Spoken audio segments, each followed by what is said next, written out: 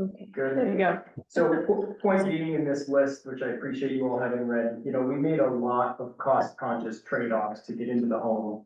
Just a couple of examples, we went with asphalt, our siding is hemlock, cedar, no, it's through the roof right now. You can see that it's hemlock when you walk around the house. A bunch of other components here, the hardwood floors were a Black Friday sale at Lumber Liquidators, because we were gonna do vinyl, we said, hey, we might be able to afford hardwood.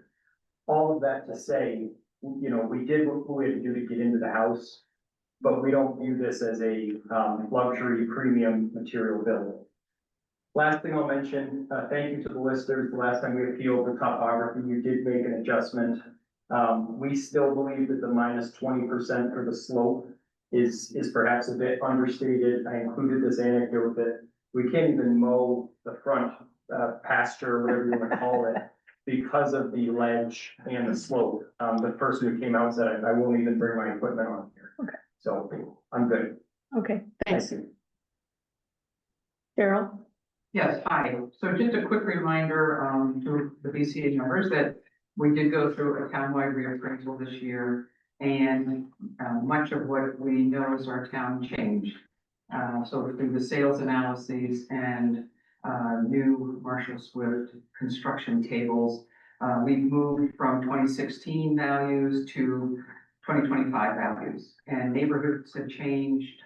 So I just want to remind you all of that as you hear these appeals and start looking at the individual cards. To respond on this, our memo we drafted and given to you, the original assessment at 1,563,000 was reduced after the informal hearings, and once again after the grievance to the listers, and you'll see that right there at the top of our memo. We did correct and presented to you today the fact that yes, there was still a garage assessment that we just never saw buried within the system. So we have acknowledged that and provided an adjusted property record card to you to reflect the removal of that data error. Next, in response to the memo handed out today, it's just important that you look at the property record cards. If you do, you will see on the back of it the exterior description. It does reflect an asphalt shingled roof. It does reflect insulation as typical. So we want you to understand that we only have so many boxes, so many categories under each box that we can enter. So if it's hardwood floor, it's hardwood floor. If it's carpet, it's carpet. If it's linoleum, it's like, we don't get into, Sunday sales or any of that. It's the category, and that's what we have for us to use. Let's see, we don't assess any appliances. That is not part of what we do in a reappraisal. It is the building and what it is made of and what's on the floors. I want to make that very clear. We don't, bathrooms are bathrooms. They're either a full, a 3/4, or a half. Again, if the tub, it's a full bath. If there's a shower, it's a 3/4 bath. If there's none of those, it's a half a bath. We don't get into shower curtains and glass shower doors. Cabinetry in a kitchen is looked at and determined at the eye of the data collector that goes into the property and takes the collection of the data when they visit the property. And the listers have been there, actually Ernie and I have been there to the house. So I just want to make that mention to you all regarding how to go through the property record cards and look at the various pieces to it. And then the ratings that go along with those features. Kitchens, bathrooms are there for you to observe. And we've given you our opinions on the comps and why they would not be a comparable property. And again, mentioning that the banks are looking at what they want to finance. They're not looking at that fair market value the way that a town assesses property. And therefore, they're looking for something comparable in the sales that would substantiate a conservative financing arrangement for that property. Anything mentioned here? If Kevin is available. Okay, and right, I'm sorry, okay, thanks, Jan. Also included, are comparables that were provided by KRT. And Kevin is on the, meeting here with us, and so that list of comparables is there for you to look at. It brings together those in town that are contemporaries, built in roughly the same time frame, and, having fairly this, most of the same assessments in bedrooms, balcony, whatever. So, that's our. You guys have anything further? Forgive me if I missed the memo. I don't have anything in my email, maybe there's something in the mail. We never got I it. don't have a memo. Which one? That one.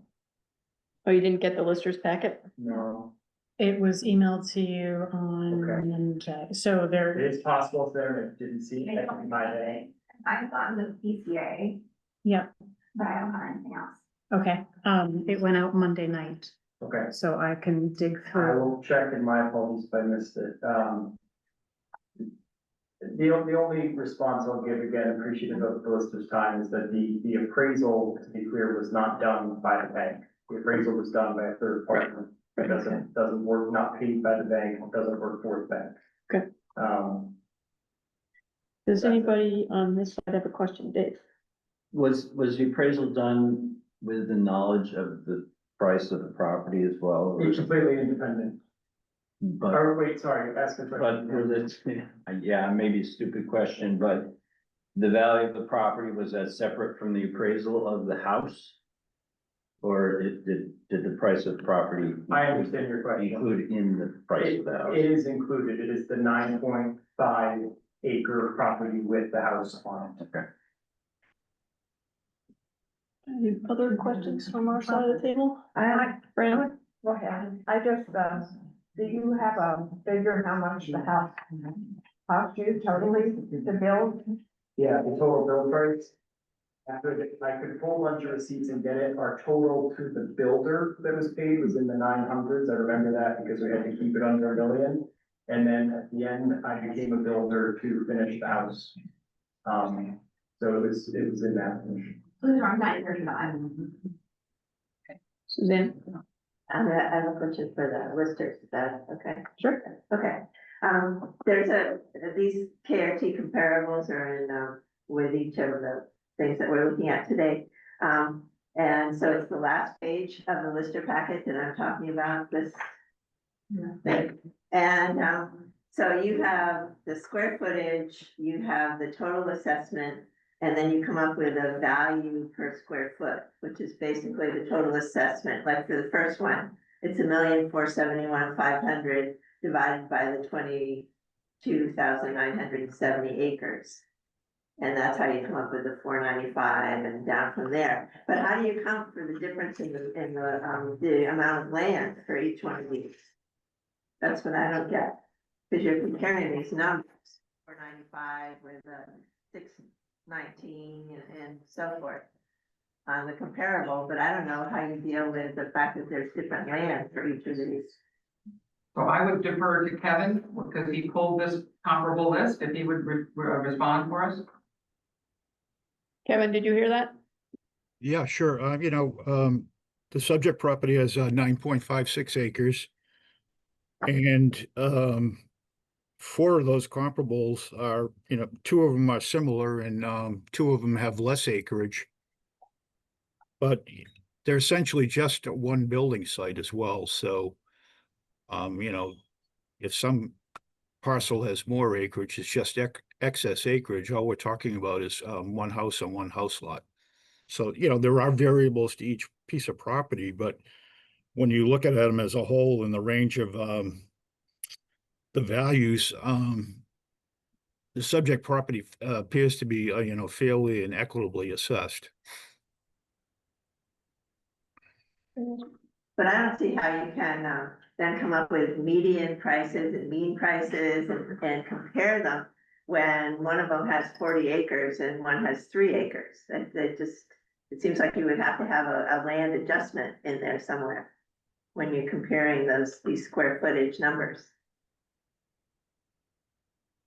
Well, We didn't do an individual appraisal on these. We just did,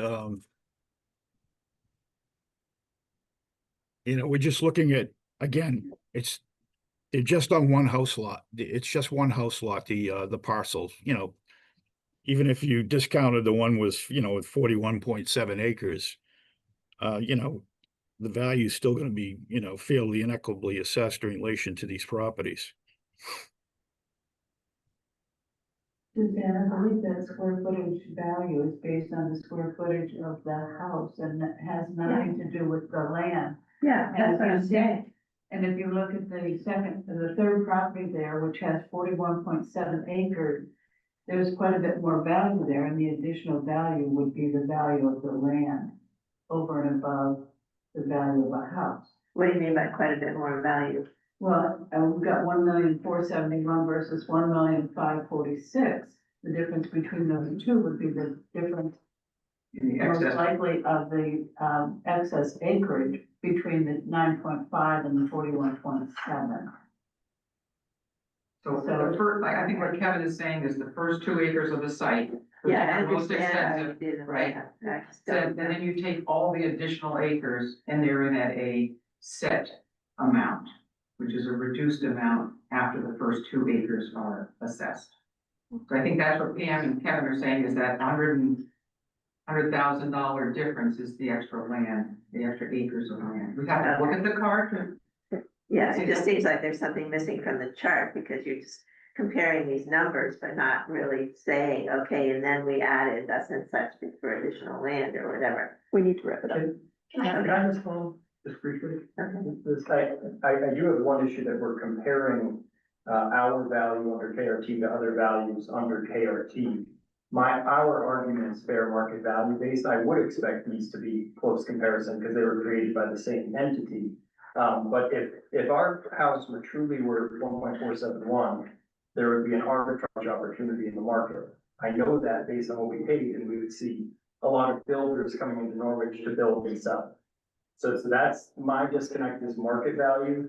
I don't dispute that these all are close in value because they were done by the same entity. Okay, we're gonna stop. You have 3 inspectors that are next gonna come to your property and they need to set a date and time to visit you guys. Is that us again? That's you guys again. Okay, Afternoon of September 26th or the weekend right after the 27th. I'm sorry, can you repeat that? Sure. The afternoon or early evening of the 26th of September and the weekend right after that. That's fine, 26. what There- time, Yeah. what time would you like? We prefer when it's still light out because it'll involve being outside as well as inside. 4 p.m. Fine by me, Suzanne? 4 p.m. What time? That's on a Friday? It is. Okay, all right. I apologize because we ran out of time, but I think the biggest question I have in the two is who sets the grade factor? And once I do that, I don't think for two. I understand that bathrooms are out, kitchens are kitchens, but our grade factor of 1.95, who determines that? And I know we're out of time, so that's just the biggest question that I have. Right, Yeah, we're not gonna answer it now, but, understand. so what we're gonna do is we're gonna recess now until Monday, October 6th at 5:30. At which point we're gonna reconvene, we'll receive the report from the inspection. And then we're gonna deliberate on it then. We come to that. You come to the beginning of it or not, it's your choice. October 6th, 4:30. 5:30. Thank you. And thanks for coming. Thank you. Time, everybody.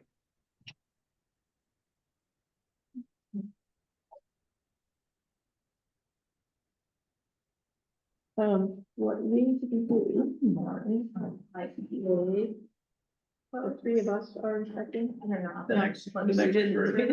Right, so we haven't looked at the calendar. No, we haven't. Are there any times, dates that are off about this? That is. No. Unless you feel like it's going to be. Are we talking about? No, October 6th, No. I would prefer to do these inspections. Yes. As soon as possible while I still have.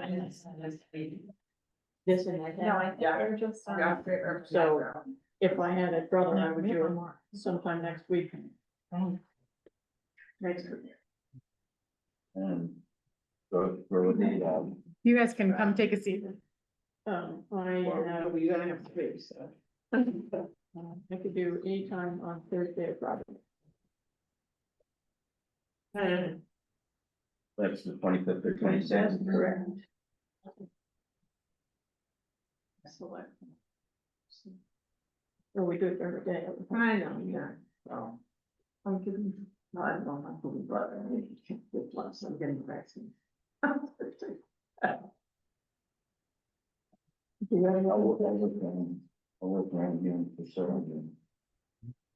gonna go to women's club parties, but 5 to 7 in the choir. Then we can do it. Now, have ladies' fees not for doing. Okay. One person, 20, I can do that. I don't know how long inspections are, I've done them in an hour or so. Once you go with That's what I found. It depends on the property and how much of it you have to go. This will be the Flanagan. Potentially, I mean, we have to figure that out. But- So I'm just saying afternoon of that Thursday or afternoon of that I Friday. think it's right, provided. Yeah.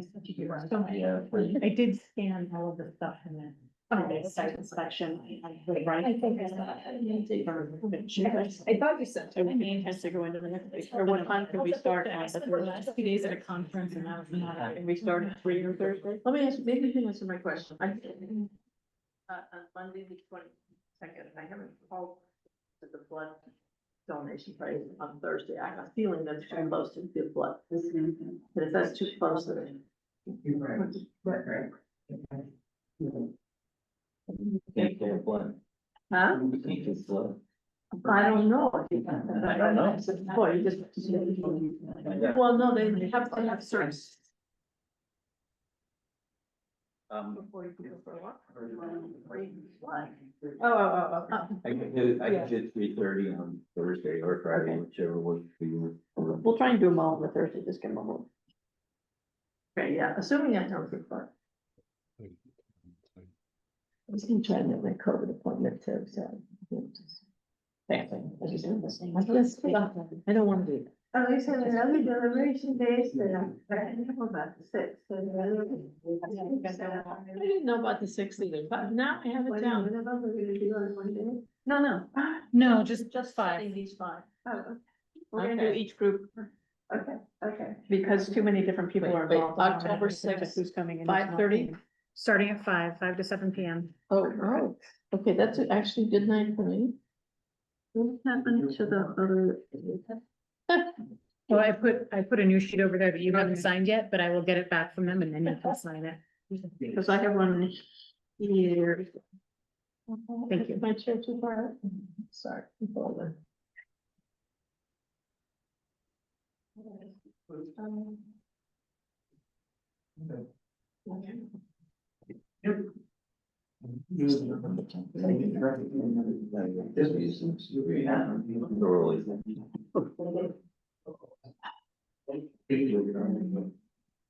Process.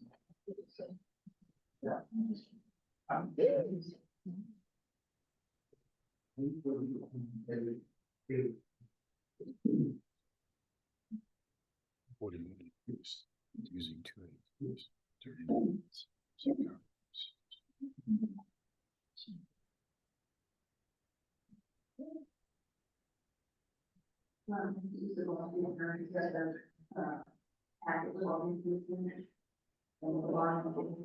There's a comparable one that they do. It's the last day. This is just what they're.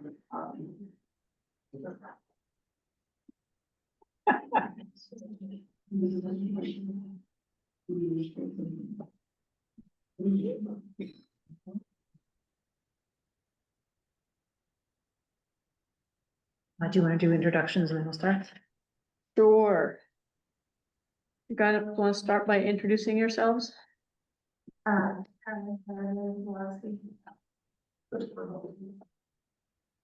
Kimo. Introduce yourself if you'd be so kind. Emo Griggs, select board. I'm sorry, we're introducing. Every time.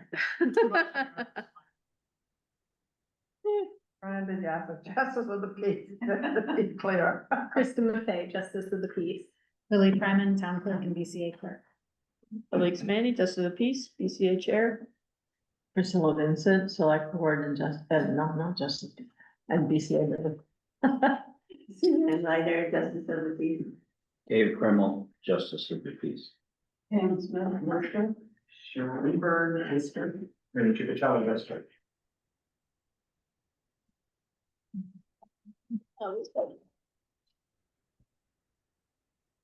Okay. If you would raise your hands, please. You want to open the hearing first? Did you open the hearing? Oh, yes, let's open the hearing concerning the Flanagan, and I'm sorry, I can't pronounce your last name, property, although it's just your property, correct? You're the homeowner, property owner. Hands up. Under the pains and penalties of perjury, do you solemnly swear that the evidence you give in the case under consideration shall be the whole truth and nothing but the truth? Yes. And if you would sign that piece of paper in front of you, please. The one that I signed? Yeah. Sure. I got that. Whew. Cheryl, you can go ahead and start. How about D and E? All right, did you guys get the copy of the rules of procedure?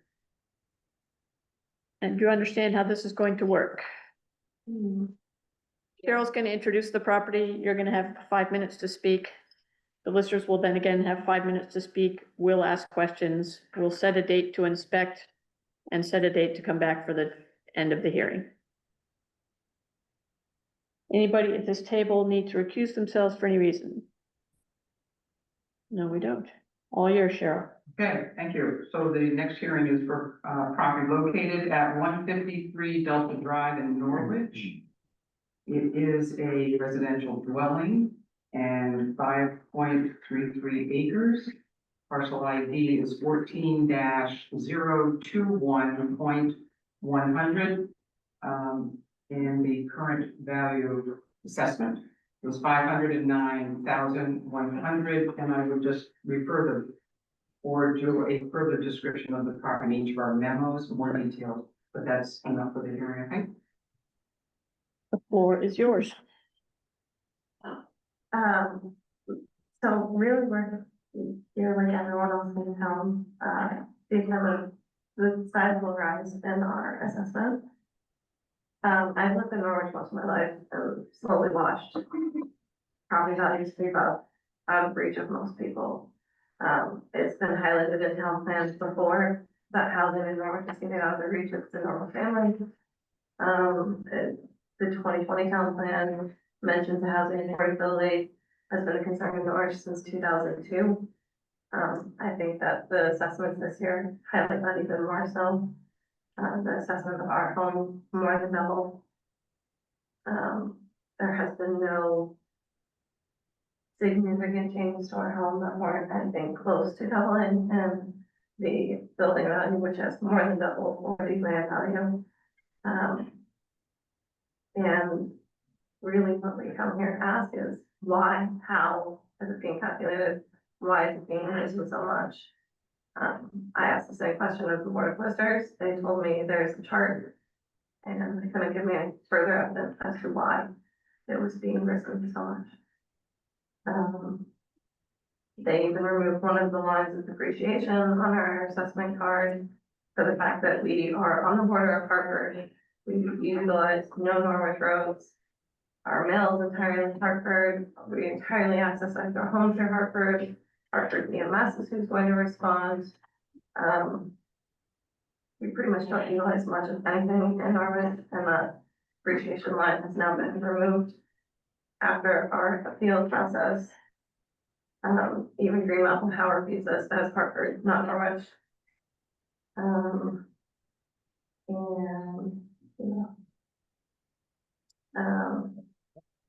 We previously had comparisons, there's no real, even comparing to other things on other homes on our private drive. It doesn't seem like our assessment is in line with those homes. on square foot value or anything along those lines for the land. And in addition, it seems that every other home on our private drive has an easement percentage off when we do not. Even though it's deeded for road easement for all 5 lots, we do not have one. So there seems to be multiple errors in our assessment part.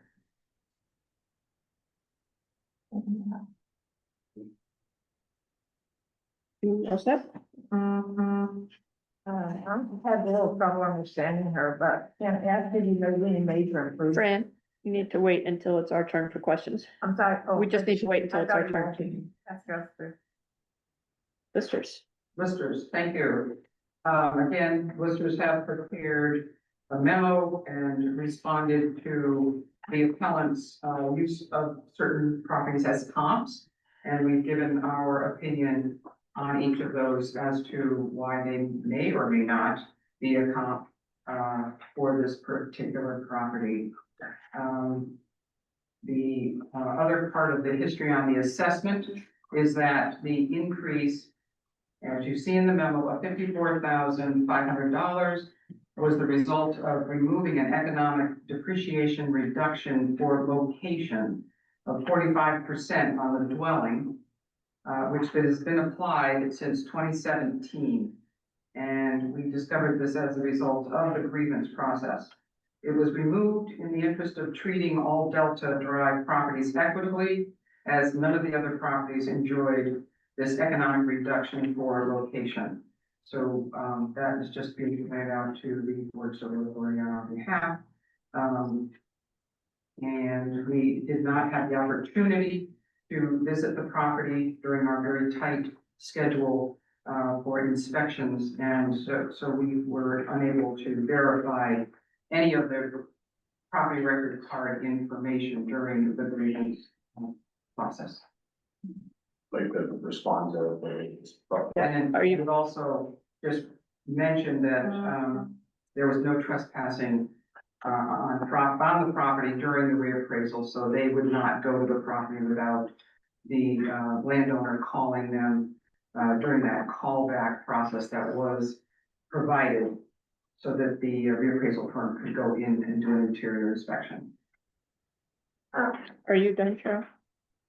Yeah, that's, I think it's a good summary. Okay, you guys have a chance to ask questions? Quick question, we received no sort of response from them, mail or email. Is that something we should have received? Response to, What we have put forth today in terms of the rise from their appeal, the reasoning for it, any comparisons that they're referencing. did you not get the packet that came out from Lily? We got only what was emailed. There should have been an email Monday night. No. Well, you'll get not that, but apparently- anything. that email contains your information that you provided, and it also contains the information that they provided. So Lily's gonna make sure that you get that. So going back to addressing them removing the credit for services and things like that, because the other properties weren't receiving it. If we're gonna be fairness, all properties in that area should be receiving it. As a career firefighter, paramedic in the area, I respond to emergencies into the town of Norwich as well, providing EMS service. I can tell you right now, we do not respond out there. Our taxes, everything, well, they do pay for the rest of the town, I understand that. We do not pay for that. If fire alarm goes off, which happens quite often to one of the properties up there, on the road, Hartford Fire shows up. Once in the last 5 fire alarms over the past so many months, the Norwich chief has showed up once. So I believe that should 100% stay there for all properties, not just ours, not be removed. We don't receive Hanover going out there to provide EMS services if I suffer a medical event, my neighbor, my client, my family. We're getting Hartford. We're not getting Hanover or Norwich. In addition, that was put on after I cleared my taxes in 2017. That is where that came from. I barely won that depreciation cost. Questions from here, Fran, you had a Now, question? I need to ask, I have a question for you and then for you. Have you made any major improvement to in the last year. And then for the listers, since they made no major improvements and their house was listed, assessed for 249,300 for 7 years, then it doubled, this past year. I never understand how that works, so. So in the memo that the listers provided to the packet during the grievance process, we found a location reduction that it's applied to the dwelling. For whatever reason, it's not applied to the land, applied to the dwelling. And we found no other properties on Delta Drive receiving that same economic reduction. So being that it was applied to the building, that's where the increase occurred when that was removed. So if you look at the property record card and you look at the history of the dwelling, you will see it going at 98,800 since the last townwide reappraisal, and 9 years later, we're showing this again. We were not able to get an inspection time to work, so we were not able to go to the property and do the review that we wanted to do. So as far as inspection time, unfortunately, I wasn't able to make it to the original appeal to work. My wife came to that. She was given a time for that day only, that evening, less than 12 hours notice to come and inspect it. I understand that there's a lot of people going through this process and time is very valuable. However, as a family with 3 small children, we both work 2 jobs to afford to live in Norwich. And we're doing everything we can to make it work, so people can come out, so the board can come out and reassess and re-inspect inside. We were given that one day, less than 12 hours notice. We offered multiple days with a time range. I believe it was 2 days we offered with a time block in between these days. We're told neither of that worked, couldn't make any of that work. And they would be in contact with us. Never heard anything back. I have a More? question, sorry, Kristen? about the deduction, sort of 2 questions. So to my understanding, starting in 2017, when you grieved the first time, or in 2017, you were given this deduction because of services that weren't rendered to that neighborhood, but other houses in the neighborhood were not given that same deduction. It was just for your house? My understanding is where there was that created, Okay. and so we won it fairly, and the board chose not to apply it to anyone else. And then my other question is that deduction from the town? Because I know the taxes are like, there's a school portion and there's a town portion. Is the deduction applied because it's part of the dwelling to both sets of taxes, or is it only to the town one that isn't providing the services? I believe it was just to the dwelling, and then the taxes were based off of that. So as part of the assessment, that is what municipal and education taxes are calculated on. So the both of them lower- are based. So everything we come down to that bottom assessment number, that's what taxes are calculated on. And just to clarify, the amount of that reduction was the prior reappraisal firm back in 2016, or even maybe earlier, that applied that reduction. And it was not reviewed with the listers for this current reappraisal. Lily, I'm curious, having heard you have 3 small kids, if you know the division between municipal and education taxes in the town of Norwich? Yes.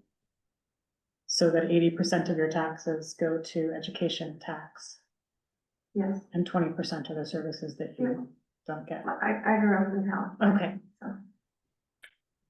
I have a question about that easement in the land schedule. Some of the houses have something called an easement. If you look at for the site acre, for the first 1 acre, there's an easement -5, and that's on the 111 Delta Drive. And then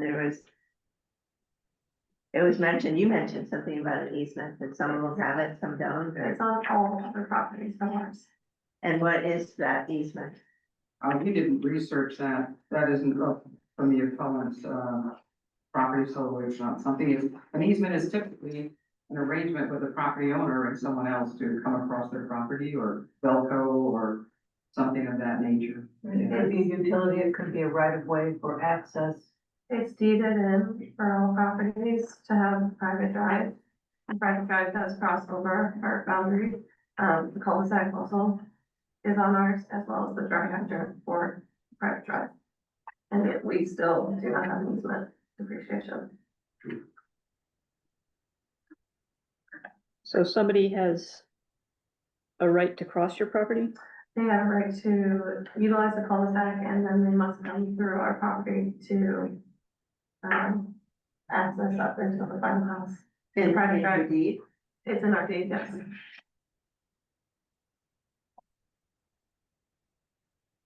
Any other questions? Did they provide the deed easement, or was that? Do you have that? I can pull the deed, I can bring it from town. We can tell them they need to pull the deed, but I can. Okay, why don't you do that and get it to us? Not right now, you're fine. Other questions? Okay, we need to figure out a time when we can come and inspect your property. And we are proposing, if it's possible, September 25th, which is next Thursday in the afternoon, if it's possible.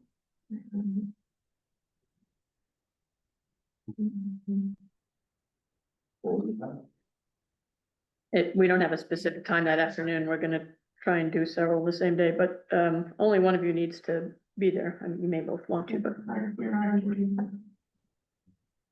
does that work? That works. Can we do it at, say, 3? That should work. Okay, Three. 3. You don't need to worry, Fran. That's, me and Priscilla and Dave Kreml are doing that one. And we just said 3, did we not? We did. Okay. And so what we're gonna do is we're gonna come and we're gonna look at your property. Are the listers able to come with us? Very well. Okay. And then we're gonna write a report based on that visit, and then we're gonna reconvene on October 6th, which is a Monday. At, what are we at now? 6 p.m. 6 o'clock. And on that day, we'll hand out the report to everybody that's here, we'll go over it, we'll deliberate, and we'll get a decision after that. You can come to that, you're not required to come to that. All right, we're gonna recess then until October 6th at 6 o'clock. Thank you. Thank you.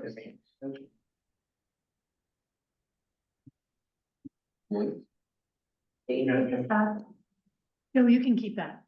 And I did send it to you Monday night around 10:30 p.m. So Okay, check your fine. spam folder. Yeah. Did you remember that you have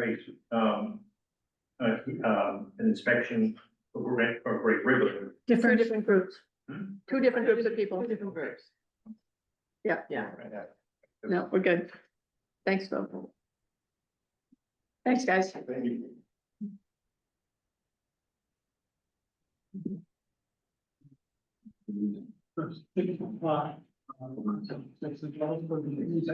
No.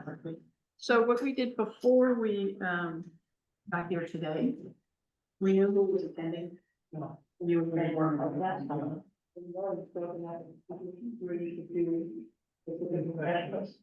And so it gave us sort of a hundred. Right.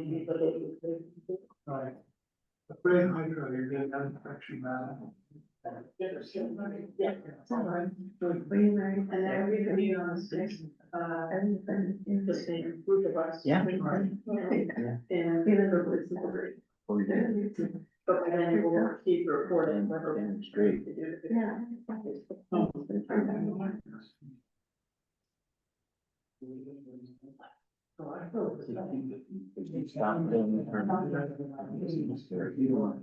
That in.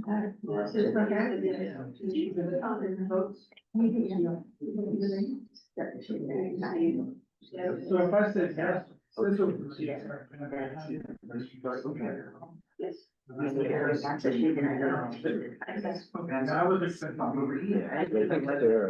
Sarah, if you might have remembered their broker. It's not a problem. Yeah. That's great. Getting Sarah back. Sort of. Mobility, I guess. I did. You already signed it, but sign the next one. I think she did. They're right over there.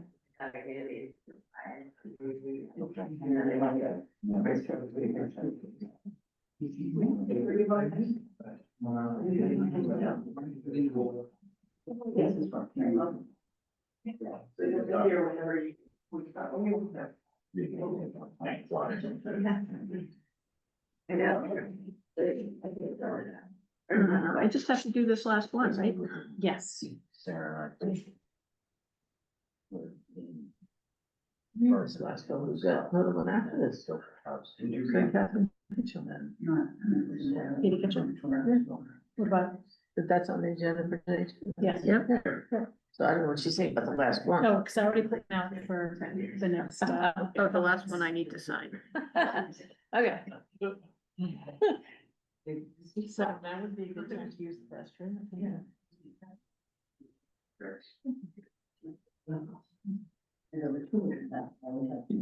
Okay.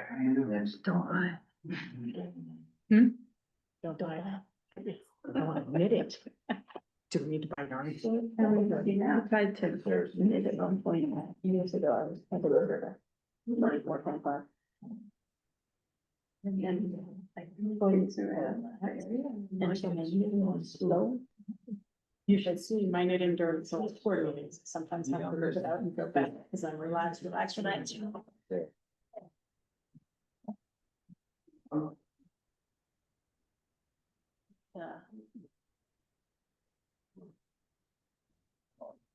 Why am I so clear on this? He's coming back. This is what the Alps ordered it me, right? The alpines everywhere. That's the glory of it. Yes, but only you. Yes. Because we're talking. But he's living. See, now it's got Griffin. Ah. He's- All right. he's, In my defense, I did send out the Lister packet link to everything to Yes. people. Yes, we did. Like 10:30 at night. Yeah. It was a lot. But it was the two of them. Well, my husband kept saying the internet was saying the conference was terrible. It's like, well, maybe my email ate it. I don't know. Oh, we all had it.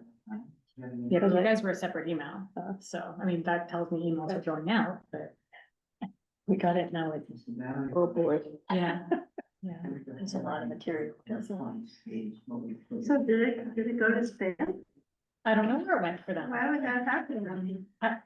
Yeah. I'm getting Norwich.bt.us is a been suspicious communicating address. with for ages, and every once in a while one goes to spam just because. And I'll think, well, why haven't they answered me? That's so unlike them. I know. Yeah. I had a poor marriage applicant whose application went to spam. I know. I felt so bad. Like, I'm so sorry. And they look through my spam every couple of weeks. There you are. I'm officiating a marriage on Saturday. Oh, nice. Don't forget to sign the correct box and bring it back to me in 10 days. Oh, I bring it back? Oh, yeah, actually statute is really specific. It says the officiant has to. Certificate, okay, doesn't say how. I can send it by carrier pigeon or strap it to your dog's back and send it in. I don't know. It has to. Well, if you haven't seen me on Monday. I'll definitely see you on Tuesday. I can understand why it's called an owl. I've never seen it, but we should. Yeah, it's like little eyeballs. Are you intimidated? It doesn't hoot, however. It does when you boot it up. It hoots when you turn it on. Yeah, does it? So have you been stopping and starting the recording? I have not, no, this is, I can notice it, whatever, maybe. Or it does, it searches around because you just went live. You mean when you talk, it looks at you? Yes. Yeah, there you are. We had a Zoom bombing at the conference I was just at. Started fun. Behind the Deputy Secretary of State, there was inappropriate content up on a very large screen. That provoked a great conversation about whether you're allowed to edit that out of your recording. And you are. Okay. That inappropriate, you just have to put one of those warnings on YouTube that children should not. watch out for this tragedy. Oh, wanted infamy. So there's no way to like white it out? And white it out? I believe that open meeting law requires you to Leave it in? put it all out there, so to speak. Do you wanna do productions and? That's what's happening here. In 5, yes. There's the vice now. All right.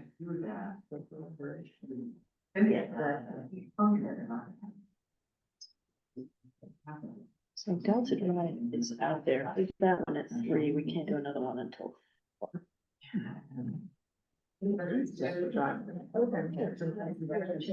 yeah, it's up there.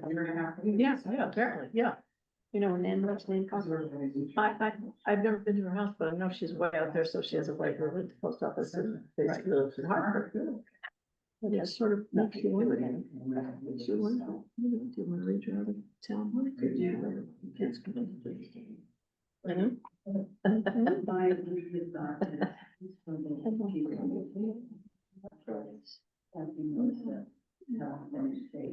Oh, but we can do the kisses right after that. Is there a way? Well, I didn't know that. That's off the same. Okay, somebody better have a good flow. I'm good. Right. So we could do that. We do that.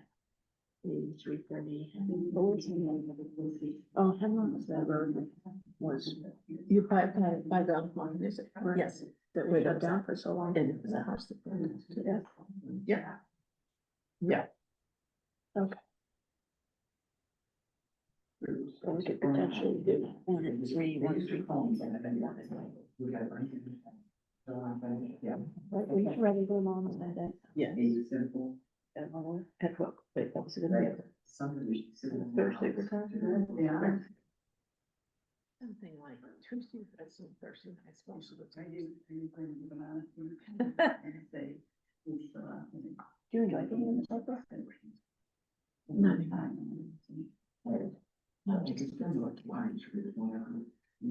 Have you been on? It'll be 3 years. Of course, I'm just starting to figure out how to. Exactly. I'm so frustrated by government, you know, that there's so many rules. I understand why they're there, but I can't just talk to people. That I'm not supposed to go on the listserv and say things because that's violence of the new law, because if anybody else wants to, and then well, the board, they should put something down in the meeting. We might be starting a discussion outside of one meeting, we can't do that. Yeah, I do. Like I say, I'm not, speaking for the board, but sometimes I do. I don't town things because I'm like, why isn't it, people are frustrated and angry and upset because they don't know why something's happening. And so I say, well, this is fun. And they don't say thank you. And I'm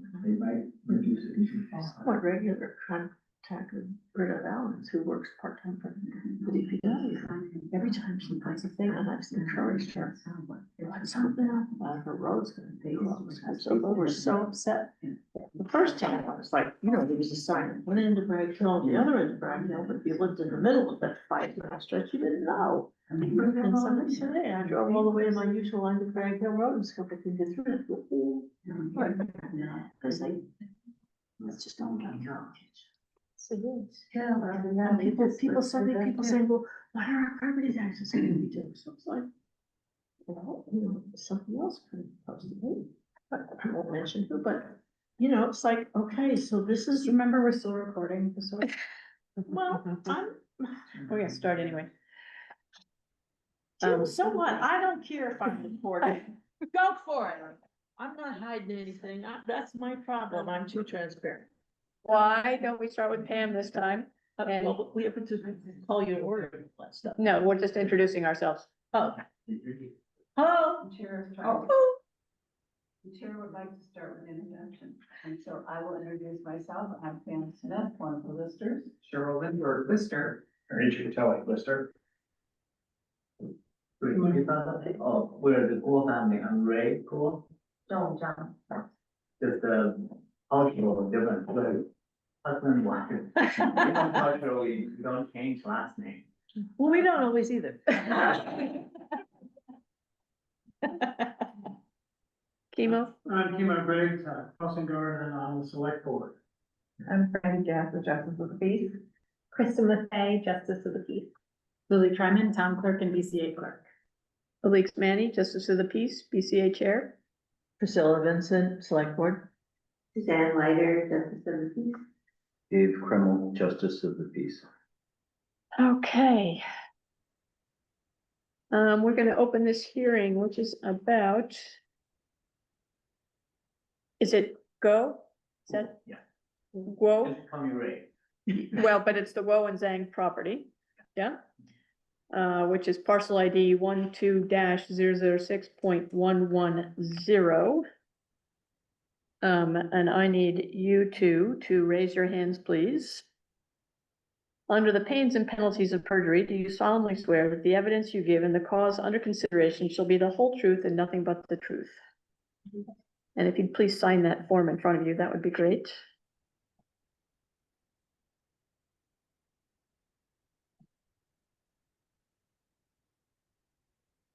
Did you both get the rules of procedure? Do you know how this is gonna work?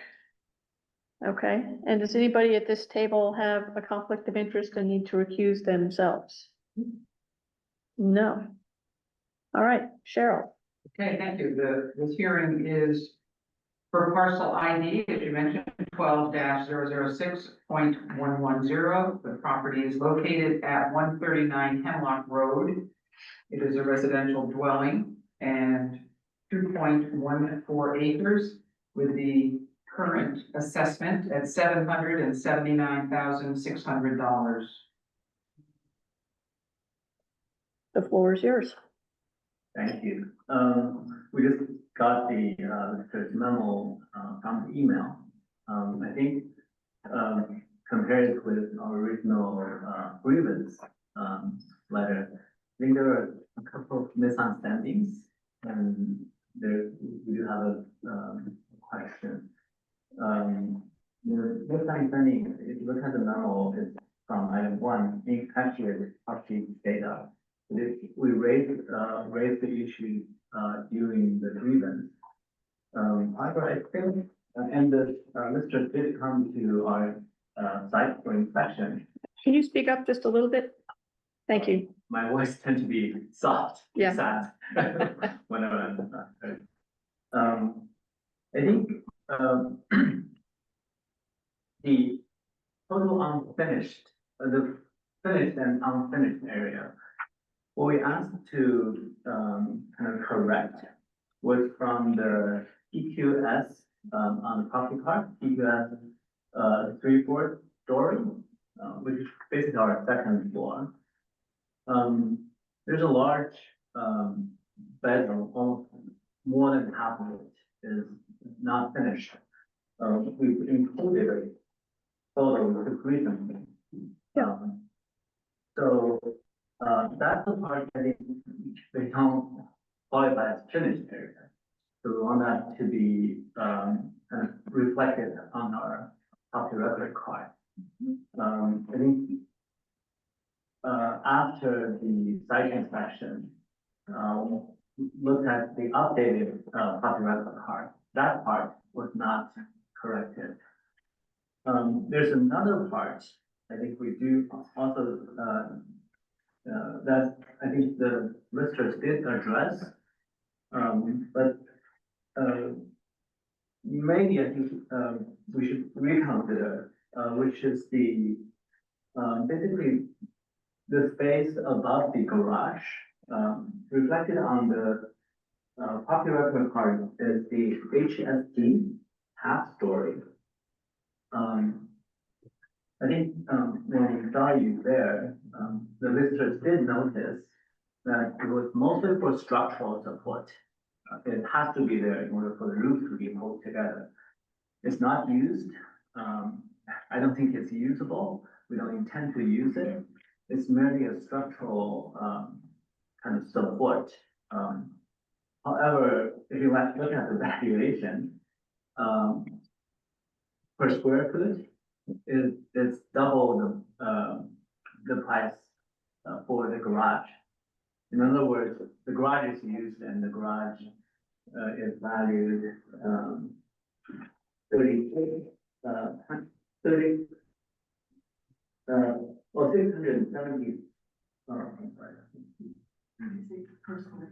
36.98 per square foot. Right? But the half story space, or half story space, I don't think that's either finished or livable or in any way usable. That's 82 per square foot. That's seems to be not so reasonable. So that's the two data error on the property record cost. But looking at the whole valuation, we were a little bit surprised. The assessment was originally, the reassessment is on July 2nd at 726,000. After we appealed through the grievance process and the site inspection,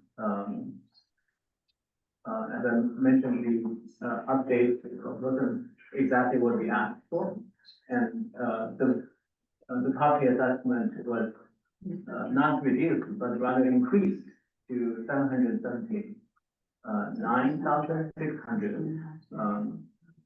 And this is what we are now kind of asking the board to reconsider. The original, before this round of assessment, the original valuation was 426, I believe. And we purchased the property last year. Yeah, well, yeah, 462,500 is the exact number. We purchased the property last year in July. We presented a contract with the price on it with $550,000. So it was only 8 months before the reassessment. We purchased the property through public listing. It was open bid. There were several very competitive bids, and we eventually got it. The original listing was 500,000. We had to raise to 550 in order to purchase the property. We love this place. Our kids now go to Marion Cross. We have friends here. We really appreciate the tranquility of Norwich. So we came here and through a very recent property purchase, arm's length in any definition. That should serve as the basic default. This is a very recent transaction. We've checked some of the real estate trending analysis, saying that for Norwich, thankfully in the past year, the price didn't spike. Actually, it's a little bit decreased since we purchased. But the evaluation didn't reflect that. The visitor did correct a couple things from the property record card, which was basically to kind of add one bedroom on the record card and one three-foot bathroom. That was an update of information. We didn't do the renovation. The property stays as the same ever since we purchased it. I think in the previous rounds of assessment, for whatever reason, I wasn't on the property card. The only thing we did to the house was that the roof, was falling apart. We replaced the roof, which costed us $28,000. Normally that's the increase of the house value and it should be reflected, but not a huge amount. So we're asking, the board to reconsider and maybe the listers can, taking all these into consideration, to kind of provide a fair market value. I think it's a statutory requirement to justify a reason to change it to not just more than double. Yeah. And yeah, so thank you. Okay. Yes, thank you. Again, I'll point to our memo that we included in the packet with, responses to the use of certain comps. With regard to the fact that not getting in, and you'll notice this throughout all of our packets, that when we don't have an interior inspection conducted through the reappraisal process, nor by the listers, and in this case, we did. But if you look at the 66 Turnpike Road in the memo, it states that during the reappraisal, an interior inspection was done in December of 23. But noteworthy was for this property, a sale that took place in June of 25, a year and a half later with, and we've given you some more detail on that to show you that clearly there was renovations done between the inspection in December of 23 and the sale of that property, when there is no requirement in our town to have a permit to renovate your interior of your home. These, we lose track of the inventory and proper assessments, of those properties, the dwellings, clearly mainly that's what it was. So this particular one we point out, if they had a cook's kitchen in the real estate listing, we would have never had it listed as a fair or average property. So when there's a lot of unfinished space in a property, and there may be plans for the owners to finish what's on the interior of this property, we'll have to just keep up on that progress that they may take to renovate or finish the interior. When we did visit, we did provide, and we measured the front of the house, with Dawn's assistance that day, and I measured and verified the length of the house so that we could be sure that the sketch was correct. I noted on our visit there was some unused space and provided that information to KRT as they were the ones handling the sketches. And if you look at the property record card, there's the sub area and there's the sub area detail, and it does reflect the HST as 100% usable, but 100% unfinished, which impacts the assessment of that space. I would like. What do you think? Yeah. It's showing as a percentage of 55% finished. And that was one of their points, that there's an area of the. TQS. Right. The TQS in there is showing as 55% complete. So those things get factored into the assessment, but they're not going to be shown as a formula on the property record card. It's buried within the formula. That's an unfortunate piece. It's hard to track all of the ways in which the sketch impacts the assessment. But perhaps Kevin, who's also here with us, could weigh in on our response to that piece. And I would just, before he does, say lastly, the addition of a bedroom does not change the assessment. It is merely to record properly on the card the information about the house. And bedrooms often drive the septic requirements. So if a realtor comes to our office and says, you're showing two bedrooms, and all the septic we show is able to sustain 3 bedrooms, that's good for them. They can promote the house as a 3-bedroom house, even though there's only 2 currently. So I just want you to know that piece to the assessment process and the addition of a bedroom. The addition of a bathroom does change the assessment, because bathrooms are a feature that many people look for when they're buying a house. So what I want to say is that when we were there, I think you have 2 full baths and 1 3/4, is that correct? Yes.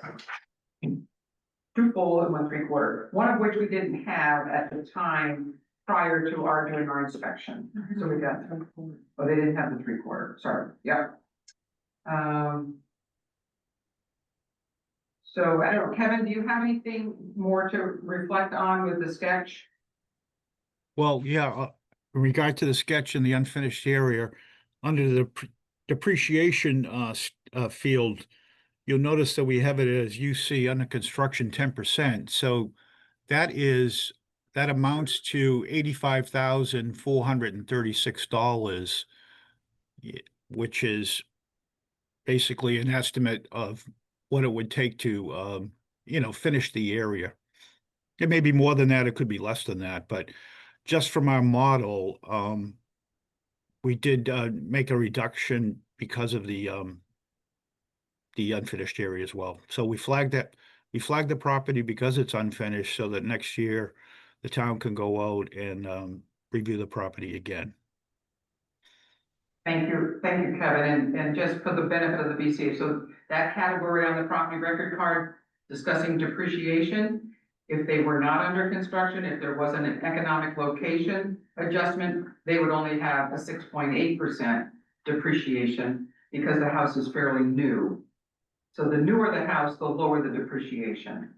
And you'll notice that as you look through property record cards, that the older the house, the larger the depreciation will be. That's correct. And they also, because of the location, proximity to Interstate 89, the primary site is also reduced 10%. Under the land table, right, thank you, Kevin. Interstate 89, you mean 91. 91. Excuse me. 91. Yeah. 91. That's what I thought. And that's the economic location, 10%. That's correct. Do you all have anything you need to ask the listers? Yes, I think unfinished area is unfinished area. It's not an industry practice to inaccurately record the finished and unfinished area. Rather, we would like to calculate according to kind of the truth, right? What finished and what's unfinished. It's not like a blanket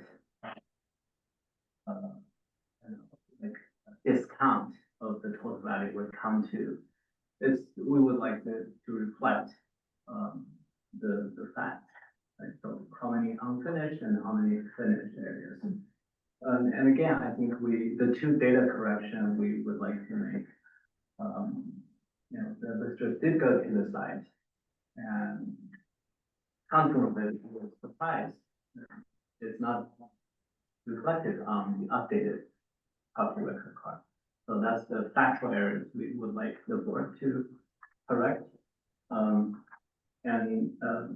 you, Kevin. Kevin mentioned that it's close to the highway. I sometimes do some recordings in the house, and the noise level is always too high. I was doing some recording with Apple, and Apple sometimes they can help you track when it's like high background noise is there. For this property, there's no way it's 790,000.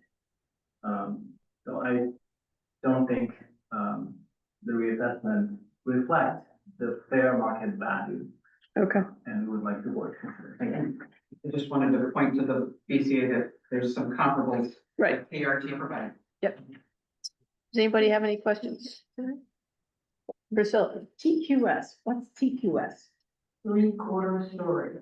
It's a half story, but then there might be a full dormer to raise the headspace, and that is part of the area. Okay. We tried to provide some glossary of terms. Yeah, I know, but it wasn't on there. abbreviations, but we may have missed a couple, so But feel free to it's ask. also in the sub area, it says TQS 3/4 story, Right. HST half story, right in here, Priscilla? Yeah, HST, I got it, part. I just didn't know what this TQS was, sorry. Right next door to where it is. Half story I get. Chemo's got a question. How do you measure whether something's finished or unfinished? Unfinished to me, the open cells, uninsulated, no wiring, sort of barn-like finished thing like this. But, I think the unfinished room you're referring to is insulated, plastic on the walls, the windows are, new, it doesn't have trim. So it's sort of almost finished, but not quite finished. So do you just, how do you go from finished or unfinished to finished? At what point does that? We'll defer to Kevin with KRT since they've provided good answers. Kevin, Could you, I couldn't the complete, question was, when does a space go from unfinished to finished? In this case, there's insulation between the studs. Some of the insulation is covered in plastic. There's windows. I don't know if there's electricity or not. How do you deal with those discrepancies? if it's just by open stutter, unfinished, with, a subfloor and, just, roughed in, electrical or plumbing, we consider that to be unfinished. And when does it become finished? When all the elements, when you have, the heat is functional, you have, ceilings, walls, and, finished flooring installed. Then it would transition to a finished area. And is there anything in between? Under construction. No, just the rate of just a percentage of completion as you, typically go out and inspect it on a yearly basis. So in this particular case, with insulation and the plastic in the windows, is there electricity? There's the electricity wiring, there's a couple various components. Yeah, so it's not unfinished, but it's not finished. Is there a percentage in there that says it's 50% finished or something of that nature? Complete 55 on the 3/4 story. It's right in the. It's on the sketch. In the sketch, it says TQS, PC, percent complete equals 55. Okay, Yeah, this one. And on the HST, it says HST. UNF, unfinished. unfinished, And that's the space above the garage. yes. Scar. Lily, you had a question? No. Anybody else? Question? Okay. Our next thing is to come and do a site visit of your property. And the question would be whether or not you are available to allow that site visit on, there's one, I put Flanagan's in there, Thursday, the 25th of September. Are out of day. After. You're out of town on that specific day. Are you back on the, you're unavailable Friday? Yeah. It's our, About Thursday night. What time do you get back? After dark? After, yeah, 5 o'clock, probably. 5 p.m. How about Monday, the 29th? Yeah, I can do that. Does that work for you? Yeah, the time. Can we do it at 4?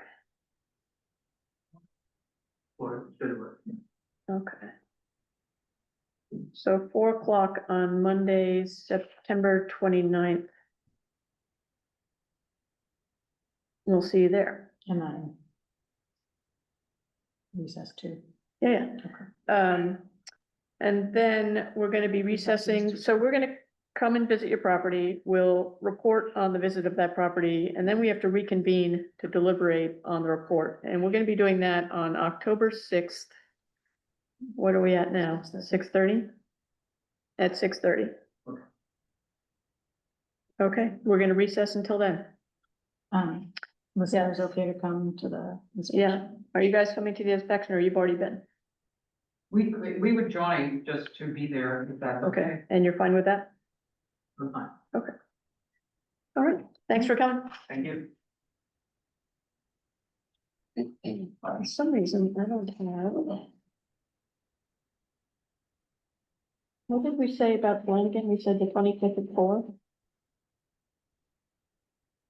Right, the Flanagan's, the 3 for the Flanagan and 4 for. Thank you so much. So my welcome. Okay.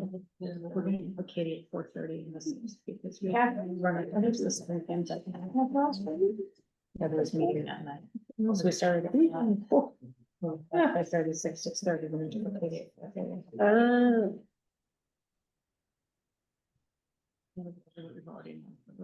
Okay. Yeah.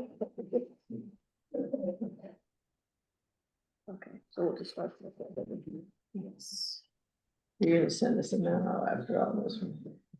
I will send you all of the inspection dates and times. But she's on it. It's always on it.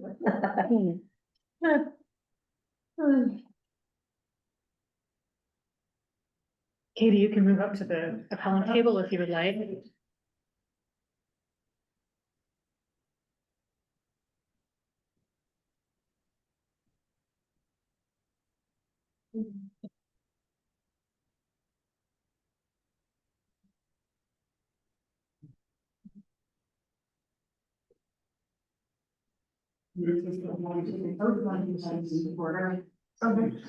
Leave that with you.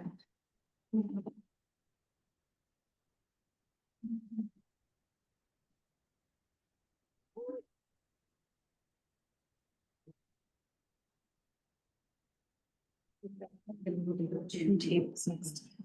Maybe a little bit longer for me.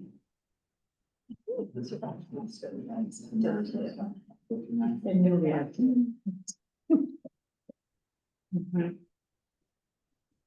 Cause I thought I would gather just in case.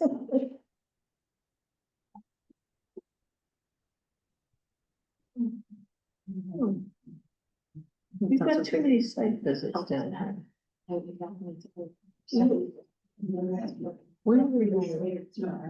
This is like reverse times. Dave, you and I at least were gonna go on 3 site visits, I thought, and why do I have 3 already done? I know, but who we got?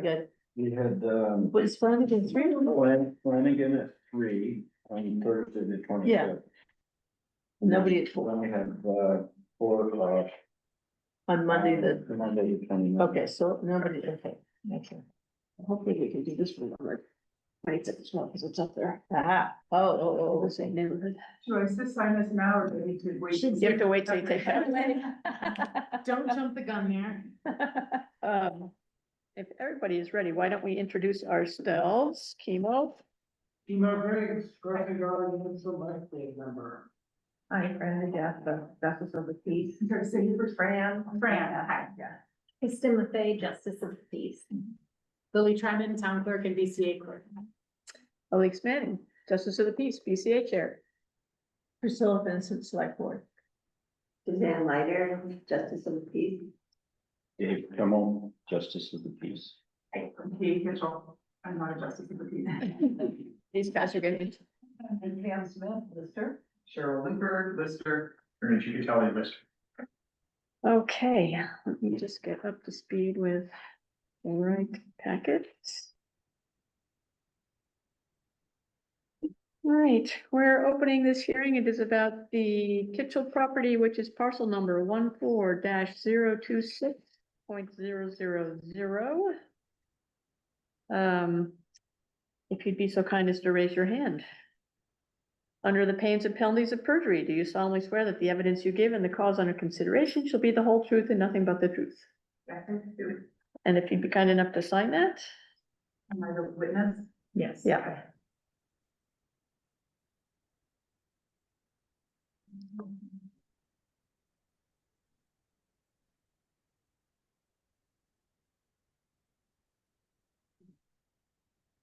Did you receive a copy of the rules of procedure? You know how this is gonna work? Yes. Okay. You want me to give this back to you? I'll get it, yeah. You need me to sign that too, or? No, you're good. You're good. There was. Does anybody at this table need to recuse themselves for any reason? No, they don't. Cheryl, if you'd like to introduce the property. Yes, thank you. This is, property for this hearing at 597 Sugar Top Road in Norwich. Parcel ID 14-026000. It is a residential dwelling and land of 109.2 acres with a total assessment of $1,580,100. Katie, you can go ahead and present. Oh, okay. Well, before I begin, I just wanted to, so in what the, listers sent, they said they didn't have a copy of the easement that's on the property, and I just wanted to give you, I do have a copy of something that was received July 8th, 1996 at 2:45 PM, recorded by Bonnie Lynch. So may I give that to you? On Monday? Bonnie Lynch Normally says, it's Bonnie Lynch. yeah, Oh, So back in the day. I didn't know that. So it's under McAllister. Yeah. So it's possible why, but I just wanted to Thank you. add that to the record. I tried to send it out on Sunday night, but my, it was too big of an attachment and I didn't realize it was stuck in my Yes, kidding. outbox, so I really apologize. So I didn't use it in my- I have a copy of it. Okay. Visits of the land trust, so. Okay. So you just want me to, in this, it said not to repeat what was already in the documents, but, just in summary, the grievance process says that a grievance may be based on one of the three following factors: fair market value, comparative assessments, and data errors. And, we're basing our grievance on comparative assessments. I don't think our property has been fairly assessed or consistently assessed in comparison to our budding neighbor at 592 Sugar Top Road. Basically, I think we're in agreement. Basically, the first point that the listers made is that there is a 70% discount that's been put on our neighbor's property that was not put on our property. And it's confusing to us about how that, so basically the land, our land, for the past, well, since 2015, our land has been, as you can see in the first letter that I originally sent, our land has basically been assessed at around 236,000, the current use land at around 236,100. So since 2016, since the last one, that's what it's been assessed at, the current use land. And theirs has been assessed for that same period of time at 247,400. And then in this most current assessment, there's actually dropped to 214,700, and ours went up to 557,800. We have a little bit more land than they do, and they have more land in conservation than we have, more land in an easement than we have. And I want to back up a second. In my first meeting with the listers that we did on Zoom, Ernie had asked me if we had an easement on our property, and I didn't understand that I thought an easement was, somebody has permission to build a driveway, Right. sure. And so when I went back, I was like, oh, we do have an easement, and so I was incorrect when I answered that question that time, so I apologize for that. So we have an easement of about 24 acres. So I just gave you my document. And they have an easement of around 60 acres on their property. And so their property was given a multiplier of 0.26, and ours was for their entire property, for all 80 acres, and ours was not given any discount for that easement. So in that way, we just feel like the properties have not been compared, have been not treated equitably. The listers also said in their argument to us that we bought the property at a higher value than it was assessed at, and so therefore we should feel comfortable with that. And I guess my response is just like, we have felt, it's this most recent assessment where there's just been a massive difference in the properties, and it just feels, again, we weren't treated equitably there. Where the rules apply. And then I guess, our third point, or the third point with the listers that put in there is about the views. And I think that the view, I feel like, the view tax has been applied inconsistently in our area as well. I'm just gonna show you, without telling you which properties are which, but these are 4 pieces of land on our road. And, I won't tell you which ones are, and which ones aren't. I'm not saying we love our house, we love our view. Just feel like, do you feel like there's a really huge difference between the two, all 4 of them? And I didn't doctor them, I just like went into the front yard and took the picture. So let me show them to you as well. Katie, can you leave these with me so I can put them in your file? Sure, Thank sure. I went out yesterday, tried to do it at the same time, with the same light. I didn't try to like, it was really hard to, well, sorry, I didn't say wherever. Some of the properties are hard, because it's like upper level might have been nicer, but I was like, no, we're gonna do it right from the same spot. So these are all the views. So this property is the property at 487 Sugar Top Road. This does not have a view code. So this is considered no view. Oh, man. Oh, I lived in River Valley, that's okay. So the baseline for this, so it's 140,000 for the house site acre with a multiplier of 1.4. And so that comes out to $196,000 for that segment of land. This property here is our budding neighbors. So this is considered an obstructed view by the code that's given. Their multiplier is 1.68 on the same 140,000. And so that's an addition, that view costs an addition of, so that costs $39,200. That's the difference in price between those two things in the assessment. So this is our property, and this is the Rachino property, so the one below us, these 2 properties. So these are considered average views, which again, you know, and those are multiplied at 1.96. So that's a difference of $78,400. So Is one of these your neighbor's view? this is our neighbor's view. So this is our abutting neighbor right here. Yeah, the Wiggins, yeah. Yeah. And honestly, I could have taken a much better picture of this, but I didn't. They have a, I was talking to him, I was like, what do you think? She's like, they like, oh. And we all love our views. Yeah. And I'm not saying that we don't have a nice view. What I'm Yeah. saying is that comparatively, this doesn't seem equitable. And there's a big cost difference. So, Yeah. you know, those 2, our neighbors down the hill from us, below the Wiggins, the Buccina's, I actually don't know if I'm saying their last name right, but 546 Sugar Top Road and 597 Sugar Top Road, those are extra cost of $78,400. Okay. So those are basically our. Okay. Yeah, we're not about trying to not pay taxes, but we just wanna, and I think the view tax in general, I just wanna put on the record, it would be best if there was criteria that was used, because it's really subjective. Yes, it is. And. Yeah. Okay. Let's Yes. Well. There's many pieces to this that we would have liked to have had prior to this point. We're, unaware of a document that we now have for the easement, which is one of the 2 appeal bases.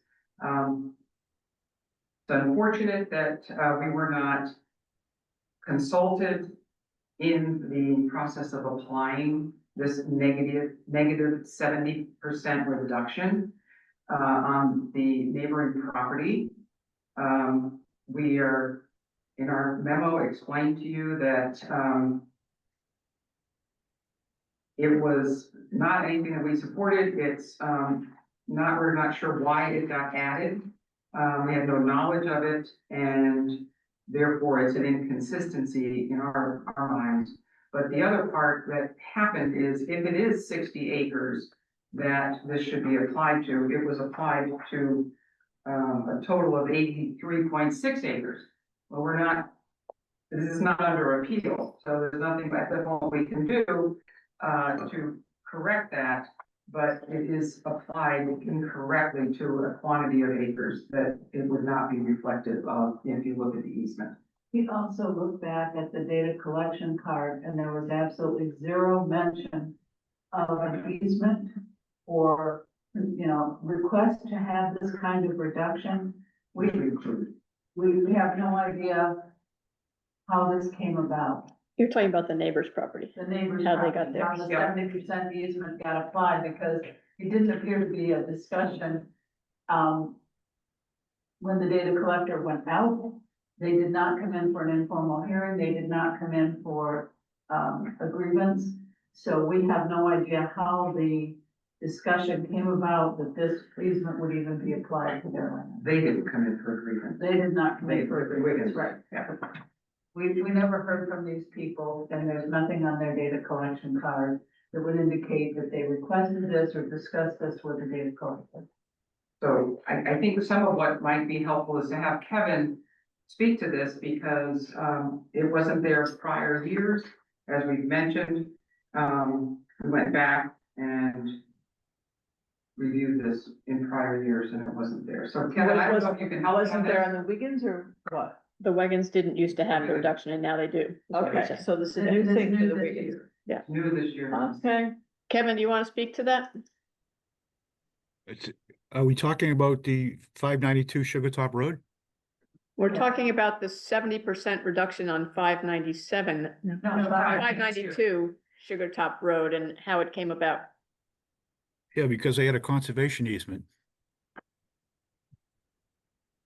But you guys don't have a conservation easement on file. We do, however, there was never any discussion to even bring that up as a topic in the data collection. So we're wondering how this even materialized on their card because it was never discussed with the listers.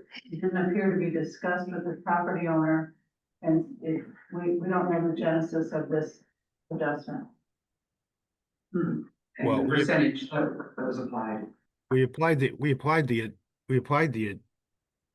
easement to it because it's conservation land. There's no utility to the land. So we made that adjustment and we made adjustments to other properties as well on the conservation easements. The listers didn't agree with the reduction. So I know that they reviewed some of those properties as well, but there are also other easements. I believe when we did the original data collection, some of these adjustments were already on the properties. So we're just trying to be fair and consistent. So if we saw in the initial sweep that some people were getting an adjustment for a conservation easement, we would apply that for other properties that had it. You have to be fair and equitable. So there were existing assessment cards from the previous revaluation that had adjustments. We just don't throw these things on willy-nilly. If there's a reason why it would be on there, we were following what occurred before. So a revaluation clears up inequities, and if they weren't getting an adjustment, but some other properties were getting an adjustment previously, we apply that adjustment. Now, the listers may not agree with that, but our ultimate goal is fair and equitable. So if you have a conservation easement that was applied previously and someone else isn't getting that, is that fair and equitable? No, it's not. Okay. Well, again, just to revisit, it would have been better had it been applied to 60 acres, not 83.6 acres. So the putting of that on there was somewhat frivolous because we would have asked you to put it on 60 acres, not 83.6. So we've driven that point home. The other thing that we would say is easements are done town by town throughout the state. There is no specific guidance to anyone to apply a 70% or a 20% or any particular percent for an easement. And in fact, some towns do not even acknowledge that in Vermont because they don't believe it devalues the property. The fair market value, as we pointed out, when the appellant purchased the property at $700,000, the assessment was at $489,500. And this easement, if you will, already existed on the property. So the fair market value was much greater than what it had been assessed at that time.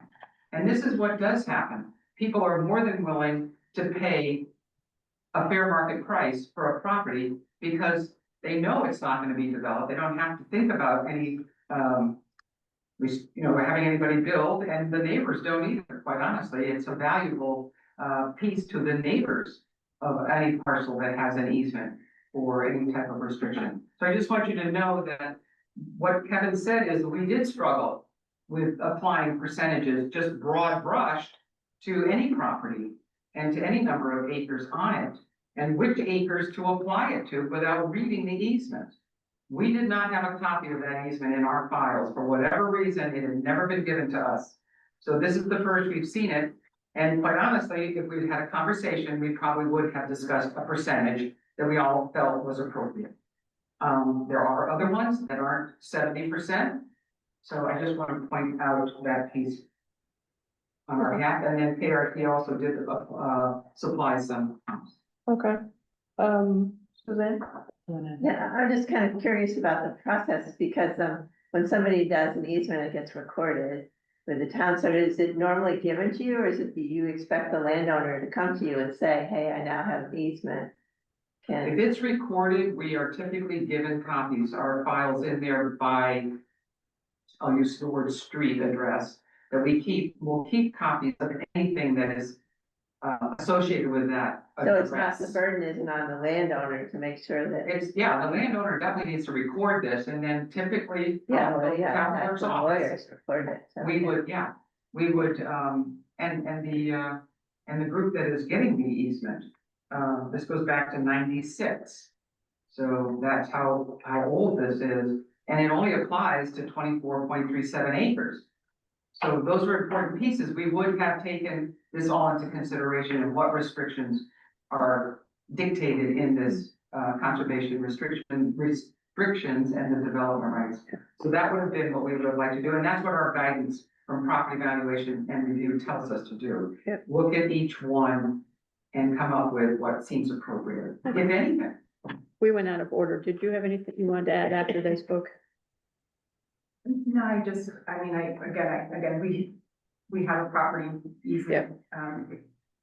When we purchased the house, it was already there, so Right. I guess we never would have thought to have looked to, we got it with our documents. when we Right, you purchased just the assumed they house. had it. And honestly, like, we never, if this most recent property tax assessment hadn't been so different, I'm not sure that we would have known that we had an easement that wasn't even registered. Right. So it's through this process again, like, it's just through this process that we took a closer look and we're like, oh, wait, this is inconsistent. Sure. And so we're just asking for the rule to be applied consistently across the properties and for some clarity about that. Yeah. Fran? For the listeners, are there different types of easement? Yeah. Properties, so Yeah. how does that affect the price of property tax, or how you value the land? Right, so again, I would just say that depending upon the type of easement, it could be a utility easement, it could be a conservation easement, it could be an easement for someone to cross somebody's land to get to their, I mean, it depends on it and what it entails to know how it impacts the assessment, and if it does impact it, how much of a percentage should be reducing it. Some easements say that you have to allow public access. You might have a trail that goes across your land. That will be viewed differently than just land that cannot be developed. Some easements say that they're in perpetuity and the land can never be developed. Some say that, you can develop the land, but you have to go back and get the permission of whoever put the easement on the property. So they're very different types. You want to look to see if it can be reversed, first of all. That's a very important piece, because if you can get out of it, then it's not so restrictive. Dave? So just to clarify, because I'm not quite sure, the listers just, or Cheryl had said, we now have a 70% reduction. Is that what you said, given this easement that you're now aware of? Yeah, the neighboring property has a 70% reduction on The Wiggins. one of the lines for their But land. that's not the Kitchels property. Correct. So this is where I'm getting confused, which is Kate gave you a document which shows that they have an easement for 24.37 acres. Is that correct? We just received it today. And that was not known prior to. Correct. Correct. And to their benefit, I mean, or to their research that they did, they're like, well, how can our neighbor be so low and us be at this level? And uncovered this that we did not know about, so. Gotcha. And as far as the view, again, KRT assigned the views. And they didn't, I guess. Any other questions? Well, and, Dave has and, another one. and there's one other, note on their property record card, which is their topo, adjustments of Yes. -10 and 20. Yes. That was incorporated in the, that was. Is that a question or you're stating that? Just verifying that. Okay. Anyone else? Okay, so our next step, Katie, is to come and see the property. And if you are available, we would like to come see it on, no, That's the next step. Thursday, the 25th at 3:45. Well, I am going to be, moving and switching places. I'm moving to Utah for 3 weeks. Yeah. My husband will be home at that point in time, and I just need to confirm with him, but I'll just let like 3:45 on the 25th. Correct, We've got the Thursday. it is. I think you can be there at that point in time. Goes out at 3, so. Okay, so we come and inspect your property, we write up a report, and then we reconvene to go over that and deliberate. And we're gonna be doing that on Monday, October 6th at 4:30. You're not required to attend that. You can, but you're not required to. Is that available by Zoom, or I'm still gonna be in Utah then, but. No, it'll be in person, but it's basically for us to deliberate. It's not So no, it's just listening, there's no asking questions or anything. like correct. that. At 4:30? I mean, you can ask questions at that point, but, Yeah. Oh, go ahead. 7. As a resident of the town, you are allowed to request Zoom access and we will need to grant it to you. Okay, all right, I'll check with my husband. I think one of us would love to be present if possible. Sure. so, And if it's a hardship for you to be here, we can. Right. Zoom in. Thanks. But can you verify that time? Because, Yes. yeah, because we have to go earlier because this room's being used at 7. Oh, okay. Oh, so it's gotta be what? 4:30. 4:30. Oh, So we'll still do all 5, but they'll start at 4:30. okay. Madam Chair, point of order, are you doing your deliberations in public or in closed session? No, we'll go into executive session Wait a minute, this is what? We talking on. when we do that. Yes, Yeah. that's right. 4:30. Each It's one was 4:30? refreshing. Yeah. It starts at 4:30. Oh, okay. So, yeah, so it's deliberation, if it's deliberations, then I can't listen. At the very beginning, Okay, you can ask questions, you can say what you'd like to say, and then we leave. Then they tell us to go into deliberative session. I think my husband can be here, I can't, it's hard, I can't answer, I'm just. But this is just, I'm just trying to tell you, you're not required to be here for that. Thank you very much. And thank you all for everybody for your time. Okay, so we're gonna recess until October 6th. Okay, thank you. Thanks, everybody. Yeah, no, like you didn't break it. There's a few like that. Yeah, the arms just come right out. Yeah, you try and pick it up.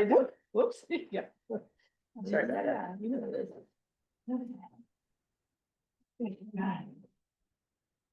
Are we all people? We're recessed. We are recessed. I'm just gonna